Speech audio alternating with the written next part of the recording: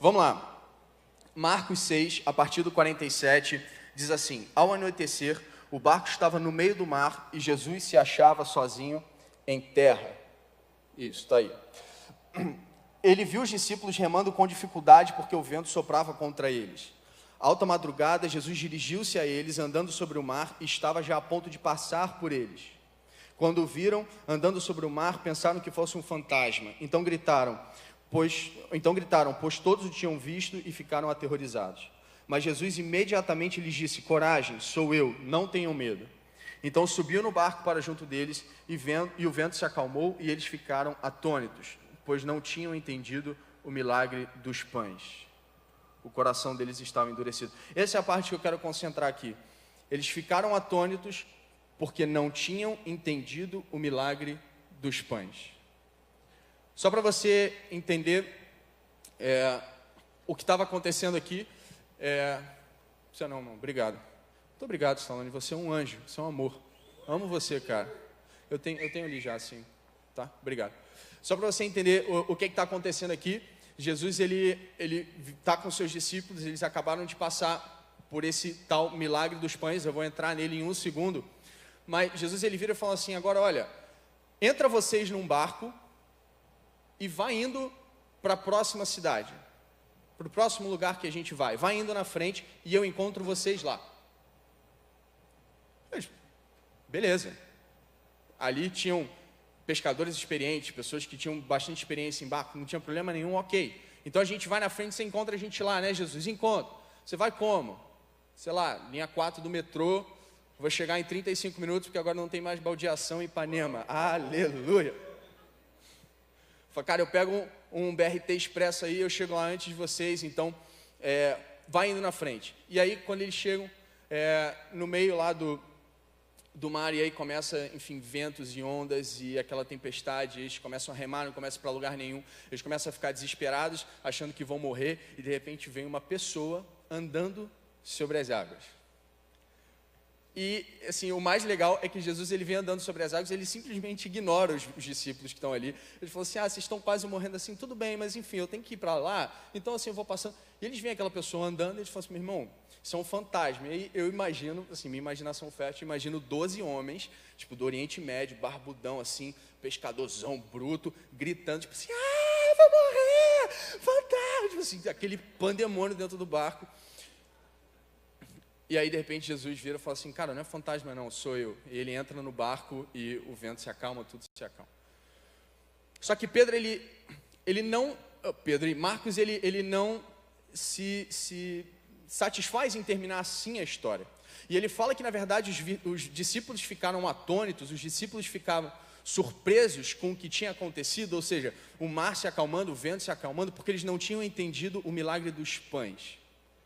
Ora, o que isso tem a ver com a situação que eles acabaram de passar? Porque a princípio de cara, você olha e fala assim: mano, não tem nada a ver. O milagre dos pães eu até sei, falar, ele multiplicou os 5 pães e 2 peixinhos, beleza, mas o que isso tem a ver com os discípulos estarem prontos para enfrentar uma tempestade no meio do mar? Não tem, assim, são duas coisas completamente dissociadas.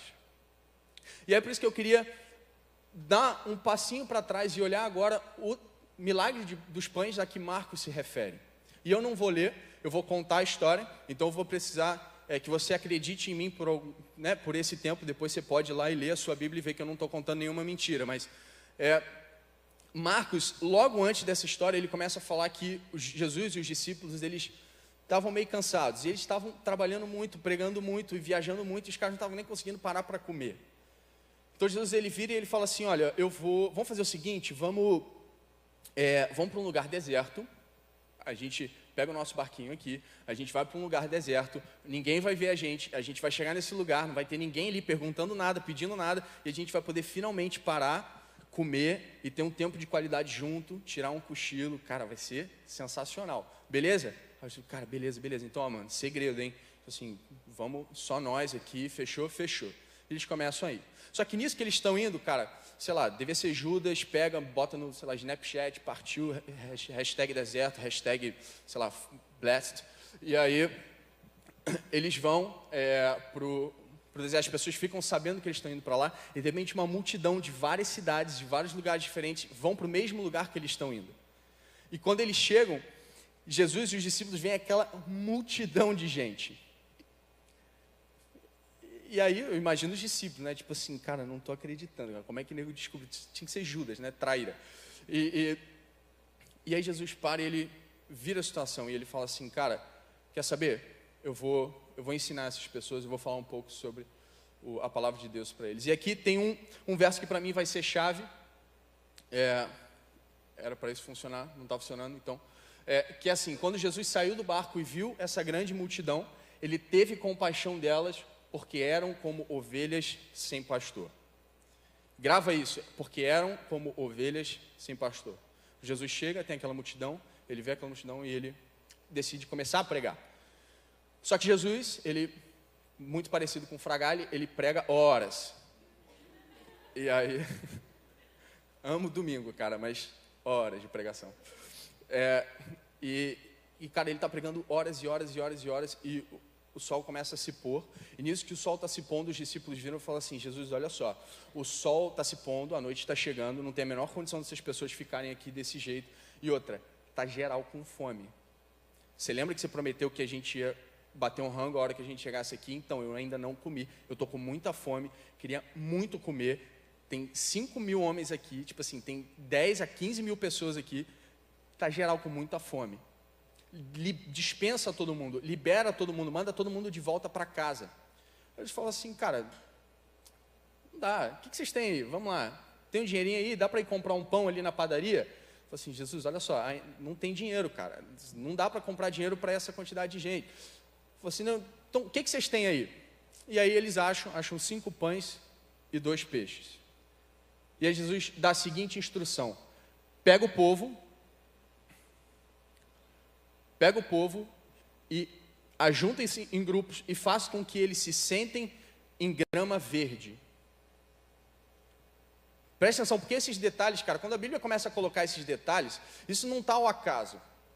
Então assim, ele escolhe ir para um lugar deserto. Presta atenção, ele não está indo para o deserto, ele estava indo para um lugar deserto. E ele fala assim, ó, pega esse povo, eu tenho 5 pães e 2 peixes aqui, divide eles em grupos e coloca eles sentados na grama verde. Ah, Jesus, tem esse pedacinho de pedra aqui, pode? Não, a pedra não, é na grama verde. A instrução e a ordem é bem clara, bota eles sentados na grama verde. O que acontece? Jesus parte o pão, o peixe, aqueles 5 pães e 2 peixes se multiplicam, alimentam toda aquela multidão e no final ainda sobram 12 cestos cheios de comida. E esse é o milagre dos pães. Agora, o que isso tem a ver com o pessoal na tempestade lá no meio do mar? Ora, simples, você lembra aqueles 2 trechos que eu ressaltei no milagre dos pães? Beleza, então vamos ver agora o Salmo 23.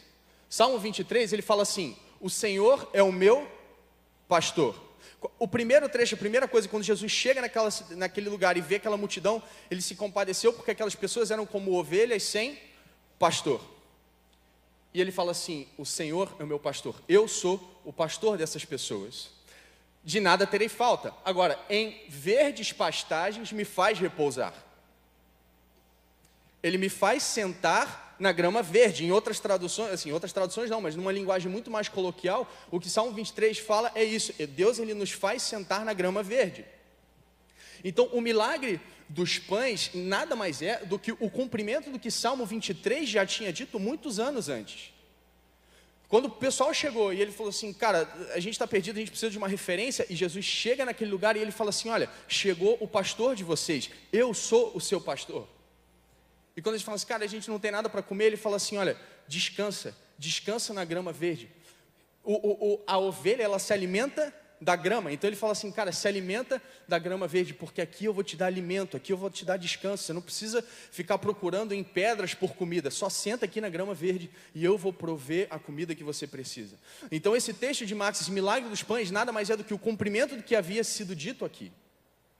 Agora, por que isso tem a ver com a tempestade? Simples, porque logo depois que ele fala isso, ele diz, e me conduz a águas tranquilas. Eles estavam no meio da tempestade. Jesus tinha acabado de cumprir a primeira parte do Salmo 23. Ele tinha acabado de falar assim, olha, eu sou o seu pastor e eu te faço descansar na grama verde. Se os discípulos tivessem entendido isso, eles também teriam entendido que Jesus ele guia a águas tranquilas e, portanto, aquela tempestade não ia matá-los. Mas aquela tempestade deveria ser acalmada. Aquela tempestade ia se acalmar. E as águas que estavam agitadas se tornariam em águas tranquilas. Sabe, cara, às vezes a gente vai pela vida e a gente começa a ouvir muitas promessas de Deus, sobretudo na nossa idade. A gente está muito projetado para o futuro, é tudo futuro, é o futuro, é a minha carreira no futuro, é a minha vida no futuro, é o meu casamento no futuro, e a gente começa a olhar tudo para lá, tudo assim, muito lá na frente, não, daqui a 5 anos, daqui a 10 anos, daqui a 15 anos. E a gente tem aquele monte de promessa, e a gente lê a Bíblia e a gente fala assim, não, cara, pô, eu acredito que Deus, Ele cura, pô, eu acredito que Deus, Ele vai me dar uma carreira de sucesso, vai abençoar a minha vida profissional, eu agradeço que Deus, eu tenho certeza que Deus, Ele vai abençoar a minha família, vai me dar uma esposa, vai me dar um marido, e cara, a gente vive aquelas promessas. Só que à medida que a vida vai passando, a gente começa a não ver essas promessas se cumprindo da forma que a gente achava que ela fosse se cumprir. Então começa assim, poxa, eu tinha planejado, Bruno, que eu ia sair do 3º ano e eu ia entrar direto na faculdade. Só que eu tive um problema e eu repeti no ensino médio. Ou então, cara, eu não passei no vestibular. Sabe, eu tinha planejado, Bruno, que a essa altura na faculdade eu já ia estar estagiando, eu já ia estar muito bem encaminhado para ser efetivado, só que, cara, as coisas parecem que não estão caminhando assim, e de repente veio uma crise e tipo... Cara, sei lá, o meu chefe falou que não vai me efetivar. Ou então assim, cara, que família é essa, que bênção de família é essa que vocês falam quando eu vejo meus pais se divorciando? E a gente começa a ver algumas áreas da vida em que os nossos planos não são 100% atendidos. A gente fez milhões de planos, a gente acredita em tudo que está escrito ali, e presta atenção, eu não estou falando que aquilo ali é mentira, eu estou falando que às vezes os nossos planos não estão de acordo, 100% de acordo em tempo, em questão de tempo com o que está escrito ali. A gente quer tudo para ontem, a gente quer viver tudo hoje, a gente, não, cara, é porque eu já estabeleci aqui, está tudo certinho, cara, o meu cronograma aqui, ó, está perfeito. Se você, Deus, seguir isso aqui, sucesso para todo mundo. E a gente começa a ver áreas da vida que às vezes avançam mais, áreas da vida que às vezes avançam menos. Ou então a gente começa a entrar naquela comparação. Pô, cara, todo mundo tem namorada, menos eu. Pô, eu tô vendo todo mundo casando, cara, mas eu não tenho dinheiro para casar ainda. Por que Deus não me abençoa com a minha varoa? E a gente começa a entrar nesse loop de comparação, e a gente começa a falar assim, cara, será que Deus ama mais o Mateus do que a mim? Por que a vida profissional dele está fluindo melhor do que a minha? Será que Deus ama mais a Ana do que a mim? Por que será que a vida sentimental dela está fluindo mais do que a minha? E de alguma forma a gente começa a achar que Deus, Ele até promete, mas que no meio do caminho Ele muda de ideia. No meio do caminho Ele fala assim, pensando bem, cara, pra você tá difícil de arrumar uma namorada, velho, você é feio pra caramba. E a gente cai nos erros dos discípulos, sabe por quê, cara? Qual foi o erro dos discípulos? O erro dos discípulos foi achar que Jesus terminava na metade. O erro dos discípulos foi achar que Deus, Ele não completava a palavra dele. O erro dos discípulos foi achar que só uma parte, só um trecho do versículo era suficiente, que Jesus, Ele não ia chegar até o final. Quando Jesus, Ele diz, cara, se eu prometi, eu vou cumprir, ainda que no seu tempo não esteja parecendo que vai se cumprir, ainda que no seu tempo eu pareça estar atrasado, fica tranquilo, cara, eu estou na hora certa, eu estou no tempo certo e vai se cumprir. Filipenses 1:6, eu não sei mais se eu volto ou se eu vou. Filipenses 1:6 diz, estou convencido que aquele que começou a boa obra em vocês vai completá-la. Eu estou convencido que o que Ele começou vai se cumprir. Cara, eu não sei o que você está vendo no natural, eu não sei o que te parece no natural, eu não sei se às vezes você sente que a tua vida parou, que a tua vida estagnou, e você está tendencioso a abandonar o barco agora, está tendencioso a desistir agora na metade. Cara, não para na metade, não para na metade do versículo, não para na metade da jornada. Aquele que começou vai terminar, aquele que prometeu vai cumprir, vai acontecer, fica tranquilo. Ele falou assim, cara, eu vou te fazer repousar em verdes pastagens, e eu vou acalmar o mar, e eu vou te levar a águas tranquilas. Se eu te mostrei que eu sou capaz de te fazer descansar em verdes pastagens, confia que eu vou te levar a águas tranquilas. A vida é uma jornada, a vida é um processo, é assim, as coisas tomam tempo, isso é normal, mas cara, se Deus é bom, e Deus não falhou com você até agora, Ele não vai falhar a partir de agora. Aquele que começou vai cumprir. Então Marcos fala assim, cara, eles não tinham entendido isso. Se eles tivessem entendido isso, eles não teriam ficado tão surpresos quando Jesus foi e acalmou o mar. Eles não teriam ficado tão desesperados achando que eles iam morrer. Eles simplesmente teriam confiado que se Deus mandou, aquela tempestade ia passar. Em algum momento aquela tempestade ia passar. Agora olha, e Mendes, se você quiser subir e dar aquele clima espiritual.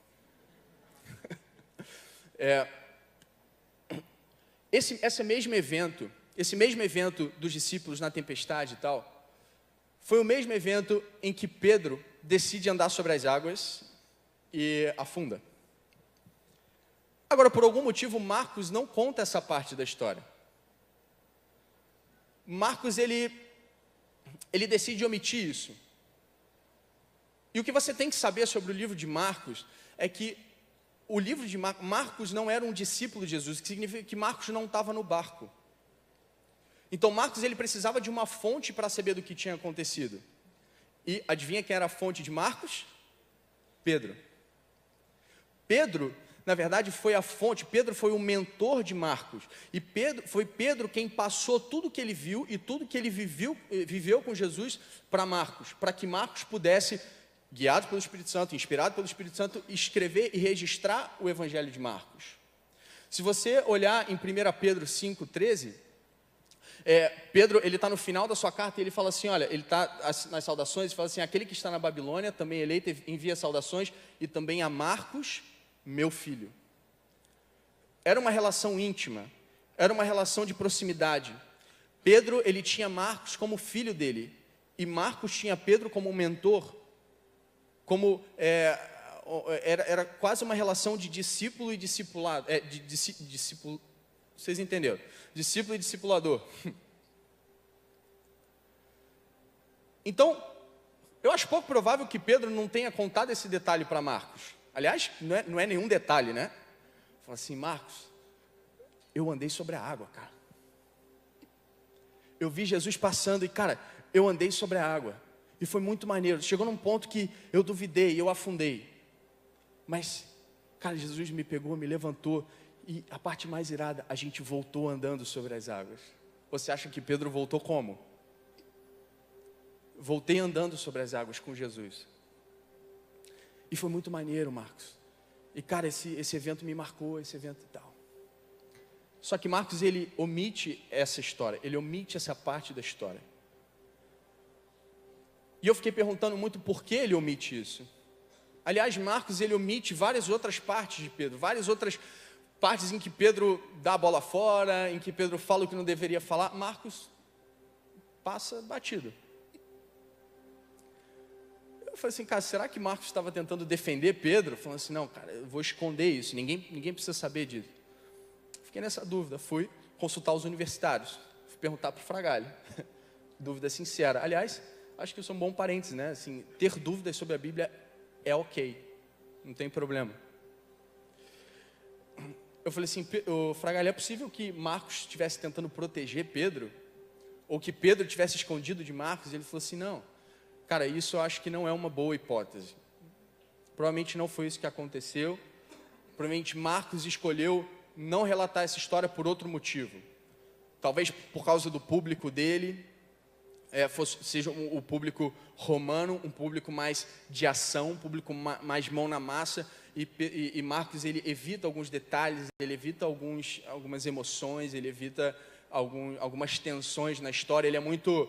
Cara, Jesus veio, entrou no barco e acabou, e assim, o mar acalmou, e é isso aí, vamos embora. O povo romano pensava assim.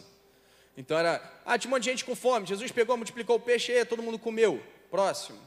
Marcos, o evangelho de Marcos é muito assim, é muito mão na massa, é muito, vamos fazer, vamos acontecer, próximo, cadê o próximo, qual o próximo milagre? Jesus já veio, qual é o próximo milagre, qual o próximo milagre? Ele vai deixando essas coisas de lado.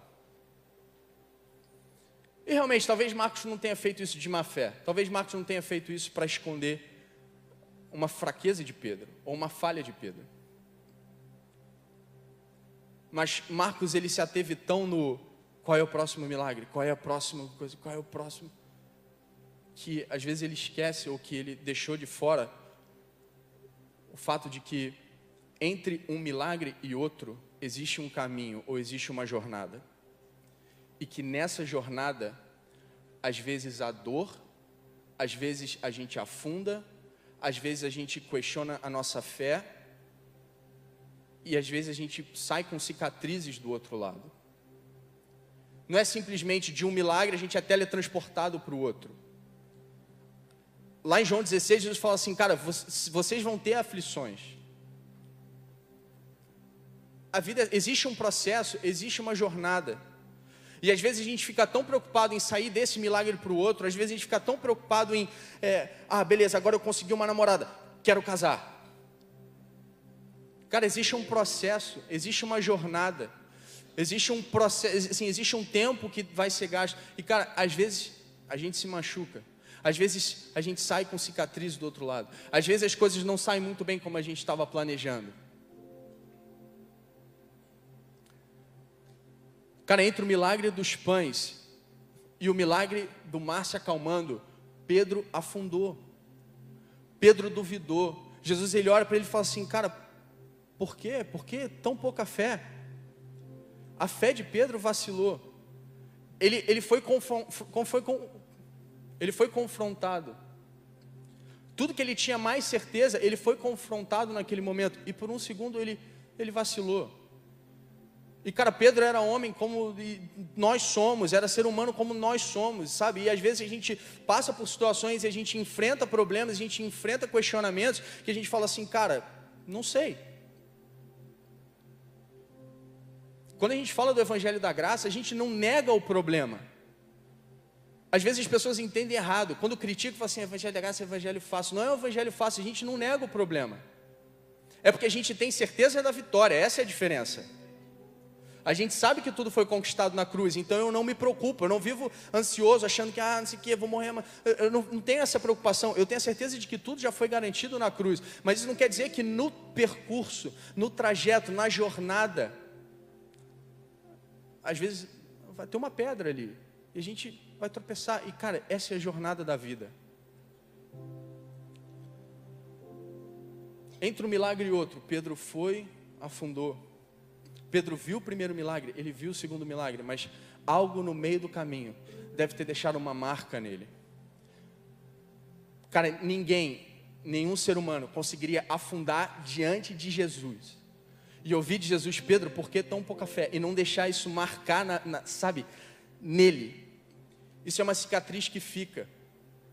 E com certeza Pedro deve ter lutado contra, sei lá, julgamento. Você duvidou, você não foi capaz de andar até o final, você não merece estar perto de Jesus porque você duvidou. Que muitas vezes é o que a gente ouve. Pô, cara, você falhou, você não conseguiu ir até o final, você não merece isso. Isso vai deixando marcas, isso vai deixando cicatrizes. E a gente vai seguindo essa jornada, e às vezes isso vai minando um pouco a nossa força. Às vezes isso vai minando um pouco a nossa vontade de ir pra vibe, sabe? Porque, cara, eu tô vindo pra vibe, mas eu continuo doente, cara. Cadê aquela promessa? E eu tô nesse processo, eu tô nessa jornada, mas, cara, tô começando a ficar cansado. E essas cicatrizes de batalha estão começando a minar um pouco as minhas forças. E cara, lá em Salmo 23, depois que ele fala tudo isso, o versículo seguinte fala assim: ele restaura a minha alma. Ele restaura a minha alma. Ele me guia pelos caminhos da justiça, por amor de seu nome. Ele fala assim: eu sou o seu pastor, nada te faltará. Eu te faço repousar em pastos verdejantes, eu te guio a águas tranquilas. E depois ele fala que eu te guio pelos caminhos da justiça.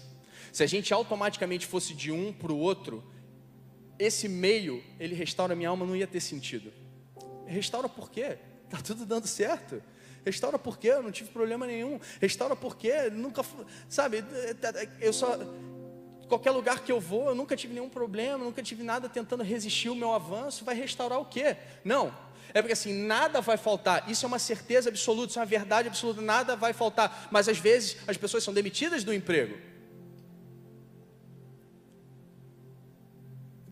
Continua, a verdade continua valendo. Nada vai faltar. Mas às vezes percalços acontecem. Essa é a jornada, essa é a vida. E às vezes vão deixando marcas. E ele fala: eu restauro a tua alma. Eu restauro a tua alma. Eu queria te convidar a ficar de pé. E se a Amanda quiser voltar. Eu nem sabia que a galera ia cantar essa música. Mas essa música nova tem uma parte que ele fala: restaurou a minha alma na sua dor. Ele restaura a minha alma. Cara, como eu falei, o Vibe Camp para mim já começou. Então eu queria deixar um ambiente de liberdade. Para a gente poder ministrar hoje. Que Ele restaura a nossa alma. Cara, às vezes a gente está seguindo nessa jornada e a gente está levando com a gente um monte de cicatrizes, a gente está levando com a gente uma bagagem, a gente está levando com a gente uma história, e isso está minando a tua força, ou isso está minando a tua fé. Às vezes está cada dia mais difícil acreditar que Jesus é realmente quem Ele diz que Ele é, porque você não está vendo isso acontecer no teu natural. Ou então está cada vez mais sem sentido vir para a Vibe, porque, cara, na tua casa as coisas ainda continuam fora do lugar. Isso está te minando, isso está te cansando. E você fala: Bruno, eu não tenho mais força para seguir. Eu não tenho mais força para dar um passo. Eu não tenho mais força para agir em fé. Eu não consigo mais. As minhas forças estão acabando. Eu não consigo mais fazer essa declaração em fé que você está falando. Eu até faço, mas é da boca para fora, porque no meu coração eu estou começando a duvidar. Eu sei que Ele falou tudo aquilo. E você falou hoje para mim que aquele que começa termina, mas a grande verdade é que eu não estou conseguindo ver isso acontecer, e eu estou começando a duvidar: Ele realmente termina? Cara, eu queria ministrar hoje, cara, restauração das suas forças, restauração na sua alma. Cara, Ele restaura, é Ele quem te renova, é Ele quem te dá nova força para seguir, Ele quem restaura as tuas energias para dar mais um passo adiante, para dar mais um passo nessa jornada, para dar mais um passo nesse caminho. A gente não vive naquilo que a gente vê, a gente vive naquilo que a gente crê. E às vezes isso é difícil sim, mas Ele fala assim: cara, dá mais um passo que eu vou te capacitar para isso. Dá mais um passo que eu vou ser fiel. Dá mais um passo, eu vou restaurar as tuas forças. Dá mais um passo, eu vou restaurar a tua alma. Dá mais um passo, eu estou contigo. Dá mais um passo, eu não te esqueci. Dá mais um passo, eu não vou falhar com você. Dá mais um passo, eu nunca falhei. Dá mais um passo, eu morri por você. Dá mais um passo, eu te amo. Dá mais um passo, vai dar certo. Dá mais um passo, o meu favor é contigo. Dá mais um passo, a minha graça te basta. Dá mais um passo, dá mais um passo. Eu restauro as tuas forças hoje, eu restauro a tua alma hoje. Aqueles que estão cansados e sobrecarregados, vinde a mim, venham a mim, e eu vou te dar descanso. Eu vou renovar as tuas forças. Não desiste agora, não desiste agora. Não para pela metade, não para. eu não terminei. Se eu comecei na sua vida, eu vou terminar. Se eu comecei a escrever a tua história, o final vai te surpreender. No final você vai ficar maravilhado com o meu milagre, porque se eu comecei, eu vou fazer. Não para agora, não para na metade, dá mais um passo. Dá mais um passo em fé, acredita um pouco mais, acredita mais um dia, acredita mais uma semana, declara mais uma vez, porque eu vou fazer, eu nunca falhei e eu não vou falhar agora.